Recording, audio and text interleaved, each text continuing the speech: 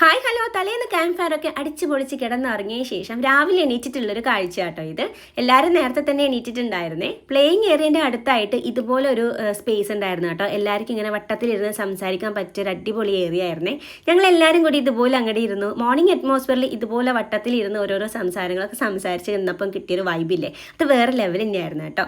പിന്നെ ബ്രേക്ക്ഫാസ്റ്റ് റെഡിയായെന്ന് പറഞ്ഞു. ഞങ്ങൾ ബ്രേക്ക്ഫാസ്റ്റ് കഴിച്ചു. അതിനുശേഷം ഞങ്ങൾ ചെറിയൊരു ട്രക്കിങ്ങിന് പോയായിരുന്നു കേട്ടോ. അതിൻ്റെ അടുത്ത് തന്നെയാണ്. പിന്നെ അട്ട നല്ലോണം ഉള്ള സ്ഥലമാണെന്ന് അവർ പറഞ്ഞിട്ടുണ്ടായിരുന്നു കേട്ടോ. അതുകൊണ്ട് വളരെ ശ്രദ്ധിച്ചിട്ട് തന്നെയാണ് പോയത്. പക്ഷെ എന്നാൽ കൂടി അങ്കിക്കും റിന്റുവിനും ചെറിയ രീതിക്ക് അട്ടേൻ്റെ കടിയൊക്കെ കിട്ടിയിട്ടുണ്ടായിരുന്നേ. അങ്ങനെ ട്രക്കിംഗ് ഒക്കെ കഴിഞ്ഞു, ടയേർഡായി കുറച്ച് സമയം നമ്മൾ വീണ്ടും റെസ്റ്റ് എടുക്കുകയാണ്. പിന്നെ ഞങ്ങൾ 3 പേരും കൂടിയിട്ട് ഈ ഒരു ടോയിൻ്റെ മുകളിലൊക്കെ കയറിയായിരുന്നു കേട്ടോ. കയറാനൊരു ആഗ്രഹം തോന്നി, അതങ്ങോട്ട് കയറിയെന്നേ ഉള്ളൂ. പിന്നെ അങ്ങനെ ഞങ്ങൾ ഇനി നാട്ടിലേക്ക് തിരിച്ചു പോവുകയാണ്. അപ്പോൾ പോകുന്ന പോക്കിൽ ഈ ഒരു സ്പോട്ട് കണ്ടപ്പോൾ നമ്മൾ വണ്ടി ഒന്ന് സൈഡാക്കി കേട്ടോ. കാരണം നല്ലൊരു അടിപൊളി സ്പോട്ട് തന്നെയായിരുന്നു. പിന്നെ അവിടെ നിന്ന് അതൊക്കെ അങ്ങനെ ആസ്വദിച്ചതിന് ശേഷമാണ് പിന്നെയും ഞങ്ങൾ വണ്ടിയിൽ അങ്ങോട്ട് കയറിയത്.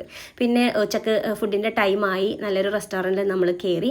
ഫുഡ് അടിപൊളി ഫുഡ് തന്നെയാണ് കേട്ടോ നമ്മൾ കഴിച്ചത്. നല്ല നോൺ വെജ് ഐറ്റംസും അതുപോലെ തന്നെ ചൈനീസും മീൽസും ഒക്കെ ആയിട്ട് സൂപ്പർ ഫുഡ് തന്നെയായിരുന്നു കേട്ടോ. അങ്ങനെ ഫുഡും കഴിച്ച് നേരെ വണ്ടിയിൽ പിന്നെയും കയറി.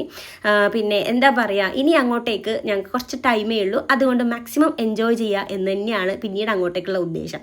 കാരണം നമുക്ക് എത്താനാവും തോറും നമ്മളെ എനർജി ഓട്ടോമാറ്റിക്കായിട്ട് കൂടുക കേട്ടോ ചെയ്യുക. കാരണം മാക്സിമം ഇനി അങ്ങോട്ടേക്ക് സമയം കുറവല്ലേ ഉള്ളൂ. അപ്പോൾ ആ ഒരു കുറച്ച് സമയത്ത് മാക്സിമം യൂട്ടിലൈസേഷൻ തന്നെയാണ്.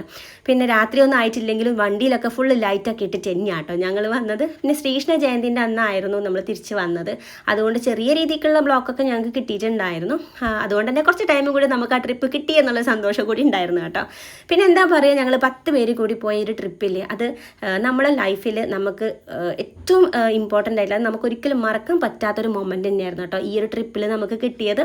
എല്ലാവരും കൂടുതൽ ക്ലോസ് ആയി. എല്ലാവർക്കും ഒരു വേറെ തന്നെ നമുക്കൊരു ഫ്രണ്ട് സർക്കിൾ തന്നെ നമുക്ക് അങ്ങ് കിട്ടി കേട്ടോ. ആ ഒരു ബോണ്ട് നമ്മൾ അടിച്ച് പൊളിച്ച് ആ ഒരു ബോണ്ട് നമ്മൾ ക്രിയേറ്റ് ചെയ്തെടുത്തേ. പിന്നെ എന്താ പറയുക, എല്ലാവർക്കും ഇറങ്ങുമ്പോൾ ഒരു സങ്കടമൊക്കെ ഉണ്ടായിരുന്നു. കാരണം ആ ഒരു 2 ദിവസം നമ്മൾ അത്രയും എൻജോയ് ചെയ്ത് അത്രയും ഹാപ്പി ആയി കിട്ടിയ 2 ദിവസമായിരുന്നു കേട്ടോ. ഇറങ്ങുമ്പം എല്ലാവർക്കും ചെറിയ രീതിയിൽ സങ്കടം ഉണ്ടായിരുന്നു.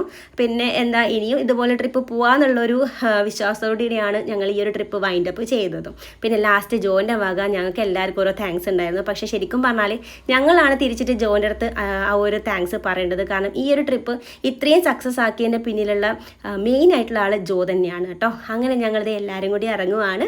അപ്പോൾ ഇത്രയേ ഉള്ളൂ എൻ്റെ ഈ ഒരു ട്രിപ്പിൻ്റെ വിശേഷങ്ങൾ.